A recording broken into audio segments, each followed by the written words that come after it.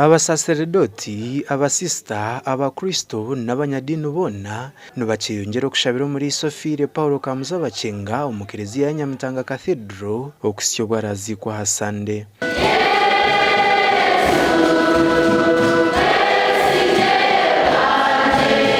Akasheshekera izoba Reverend Father Richard Sebugwaho orugwanda mukuru wa Nyamitanga Cathedral nuwe yayebembera misa owagira ngo akamuraba waharwa katano rw'esabite hwire omuri Bushenya aho Abaire natura kandi ngo akaba yine kika cyo kwikaha mukoro go kutungisa obusaserdoti hamwe n'obudiko n'ekitabasikire. Ati ningira ngo mani nza kwadayongiye kunonga kukiraho nibandeta nanye nimba mukoro little did he know that he would be no more.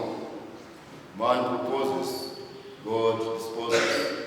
Ngo mu buhereza bwe akaba yine ntwazo yo kohereza baruha aharubura umusaserdoti eyo kumutabarusya yaba na ejuke cure kiyatungireho obusaserdoti. Kadejo kabere ebigambo y'omushira Agustino ntunganzo itwa litu kugira ati with you I'm a priest for you I'm a bishop. Hamwe niwe y'omusaserdoti ahabwawe y'omuriisa. Ngo ubuzima bire y'omuriisa murungi kandi akashashurira abasaserdoti bingi sente obwo bari mu kutendekwa. Diocese ikaba iteza transport, iteza book allowance, iteza tuition, iteza facilitation allowance twatetaho kaki keminyeto twayishanga mutwega kuyabeji mutendekwa kumkanu susukwa twabigaharaho kaki keminyeto yona twaburaza big radio cassettes umurendo go kwiroko twashemererwa. Father Sebugwaho nagira ngo kufa kwe kusasire bingi aho nabamwe batakikirize.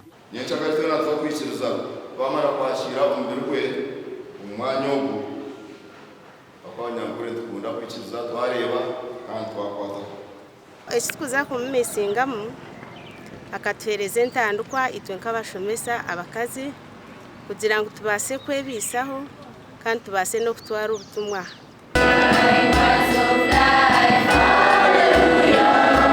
Omubero g'omugenzi Paulo Kamuza Bakyenga nugutekatekwa kwika hari Nyamitanga nyenja karesha 12 zo mumwebazyo kandi hasande nubwo baramushendekereza mu kitinisa. Muza mukweshengereza wabo kitande cyukwera Kristo wabire na Yesuda kandi nahereza no gweziki amutware umpa yawe y'iguru aho umuro musinjo butakwaho tutashoma Kristo amawitu. Ahabwa TV West and Aidan Bataringaya.